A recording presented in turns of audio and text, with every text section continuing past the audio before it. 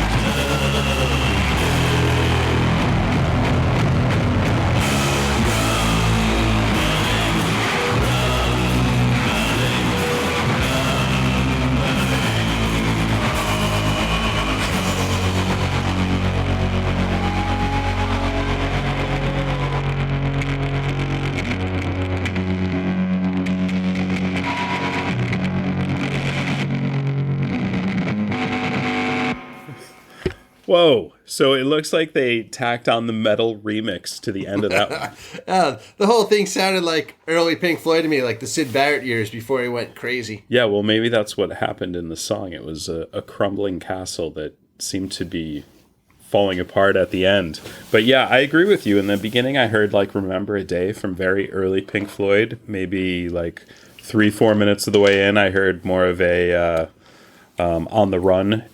So Dark Side era Pink Floyd. I think that was good. It was very representative of their work as a whole, other than the fact that it was 10 minutes long. Yeah, I gotta say, the title of the album appears in this song, Polygondwanaland. As I should have said before, the Polygondwanaland is a portmanteau of the words Polygon and Gondwanaland. Portmanteau? I don't know how to say it. It's French. So what do you think of the lyrics? I don't want to be crumbling, crumbling, crumbling castle. Who would? Who would want to be? Dude, so there's this website called Genius, which has all the lyrics of all the songs in the world mostly, and people have comments about what the lyrics mean, and I went there and looked it up. And the comment for I don't want to be crumbling, crumbling, crumbling castle, it says, notably the opposite of what Han Tumumi wanted to do in Murder of the Universe, to die. So as we talked about last episode, all their albums are so intertwined, or so like stories, and like they are opposites, but they're like have motifs. It's totally fascinating. Some of them shaped like a Mobius strip, or those fans that spin around and have a picture of a butterfly on it. I'm thinking of Silence of the Lambs. No, absolutely. Some of the stuff they were saying is that like maybe the poly stands for polygon, which is also apparently they had a nonagon shape on their previous album to the one before this, and they were talking about how it's like Nonagon Infinity. Very good. Well, there were 9 songs. Okay, there you go. But like it's riffing on their previous album's title. I mean, when you're putting out 5 albums a year, like people remember what you did last month, so that's really cool. I mean, can they play these songs live? They do play them live. In fact, I think we mentioned last week, they do have a huge number of live albums. I have 2 of them that I listen to. And yeah, they do pull some songs off of this. Yeah, I think this is very indicative, evocative, if you will, of King Gizzard and the Lizard Wizard. And we'll see how the theme plays out over the rest of the album here. So do you want to dig back in? Absolutely.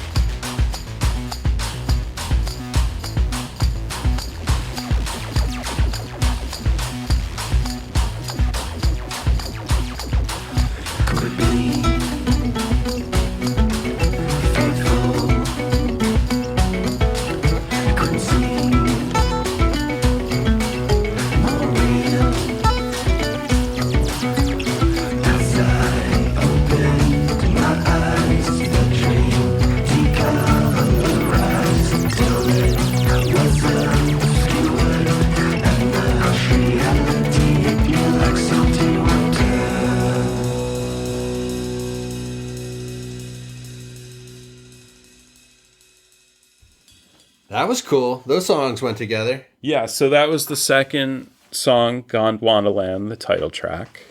And it kind of just floated right into Castle in the Air. So Crumbling Castle, Castle in the Air. It's interesting how they're reusing Polygondwanaland. Like, they said the lyric in the first song, and here they actually build it together. They say, exit snow melts, Polygon, float on raindrops, Gondwana. It will get hot, Polygon, fasten seatbelts, Gondwanaland. Yeah, that sounds... And then the chorus says, we're going to get there, Polygondwanaland. Yeah, it's kind of gibberishy, but I think a lot of song lyrics are when you boil them down to the bare elements. But yeah, that was... Dude, I wonder if he has like a Syd Barrett tattoo. Like, this sounds totally like that first Well, album. that's what's interesting. They, like we discussed last week, they had 16 albums, and they have different themes. They have different styles that they play, and this is definitely out there. There are times that I feel like I'm catching a buzz off their music, but...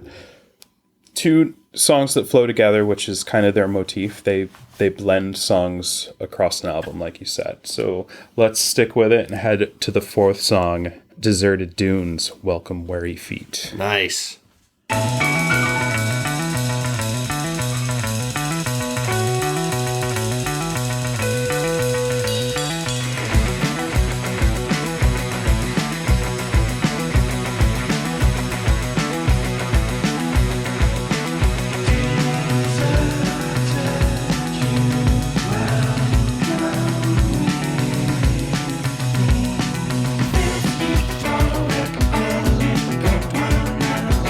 It's so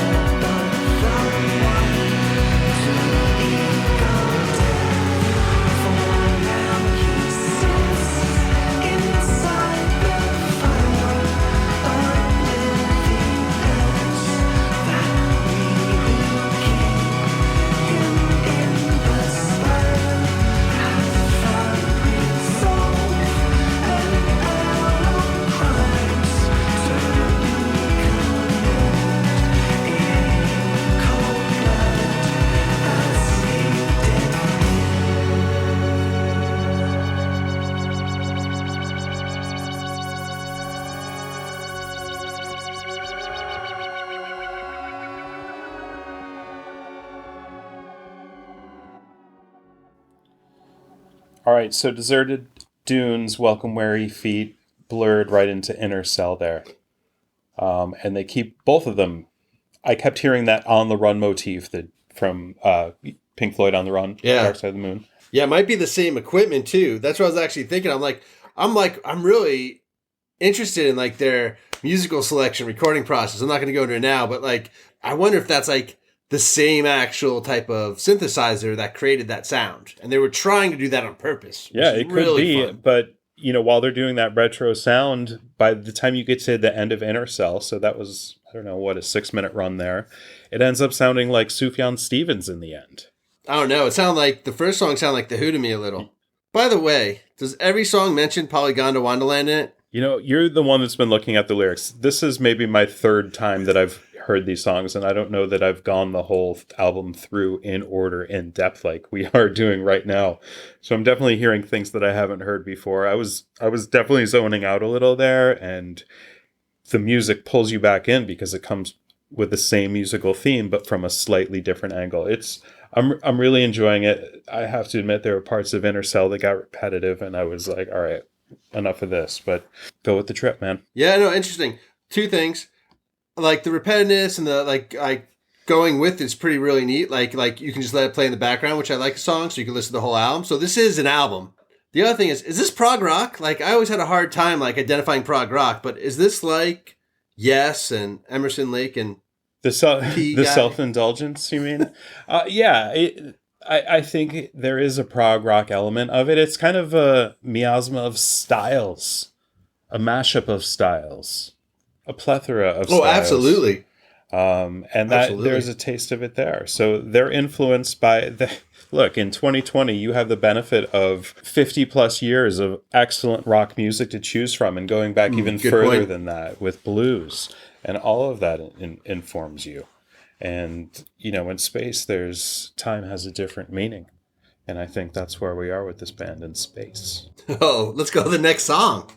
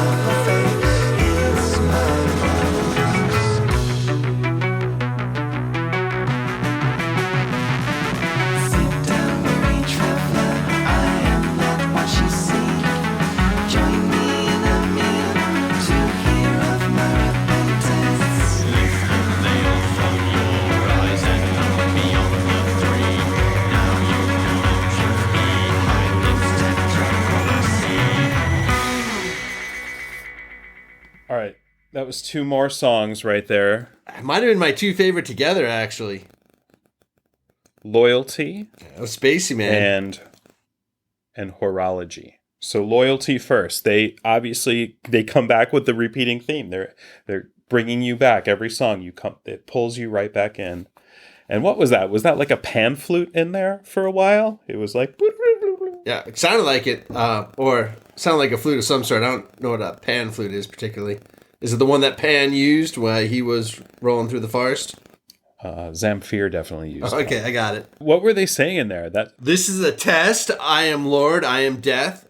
Among other things. I was thinking it sounded like a metal song, but it was definitely not played like a metal song. But you could easily change the tuning, switch instruments, and make that an awesome metal song. Loyalty. Great name. That's so funny because you love metal so much. I'm not the biggest fan, but maybe that's our overlap is this would make a great metal song played with other instruments.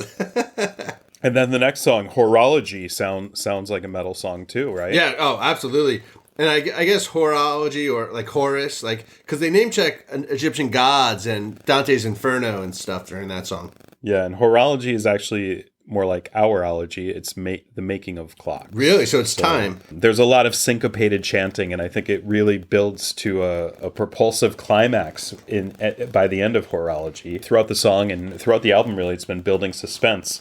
And now the momentum is gaining, and we're at a culminating point in the album. There's only 2 or 3 more songs. Yeah, I'm actually getting scared. Yeah. I mean, so the end of horology, the last lyric is, now you know the truth behind. It's tetrachromacy. Tetrachromacy is when animals have 4 cones in their eyes, and they can see in basically 4 dimensions. They can see color in 4 dimensions. Like, what kind of animals get these cones? Like any animal? Like a human? No, there's insects, mostly insects, goldfish, but I have no idea what that means that they can see in 4 dimensions. Funny enough, those are both like animals or things that live for very short periods of time, but maybe they experience time totally differently and much faster. I think if you're experiencing time much faster, it's time to hear the next song. You should listen to this music. Well, let's hear it.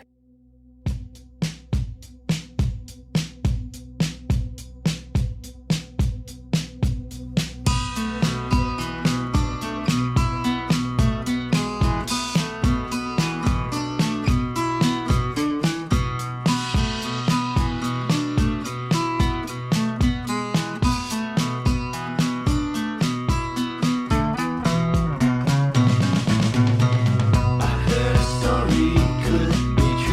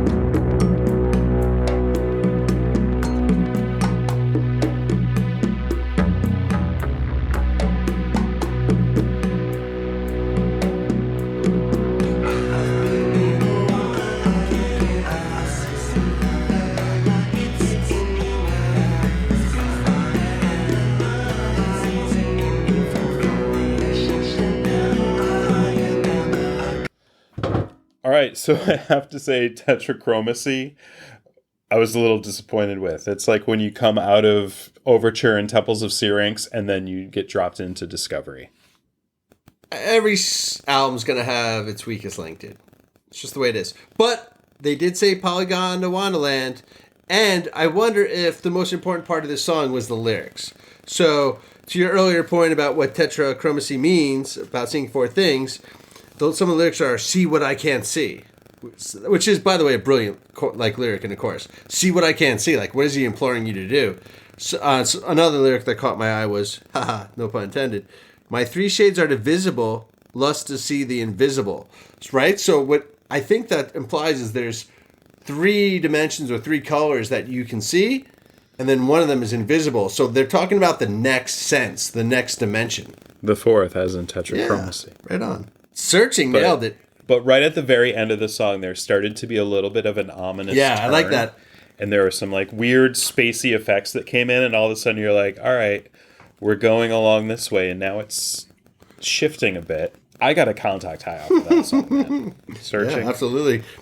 I gotta say that last part, like the last minute or so, I don't know, like where it shifts, that's like one of those tracks that on some albums, or particularly in the CD era, would be a different track number. You know, it totally changed. Right. It was like an interlude, but it was perfect going into Searching.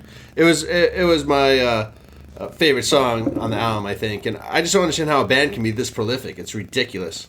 It's kind of crazy. They're very prolific and have a sound that reminds me of the Circulatory System or Olivia Tremor Control. Like they're the millennial achiever version of those Elephant Six bands. You know, by the end of Searching, I was filled with anticipation because Searching, of course, is the penultimate song on the album. So we have one more song. Cool. You know, we have one more song, but I feel like I do when you start that run from Postmortem into Raining Blood, that anticipation you feel, I'm ready to go. The final track, the fourth color.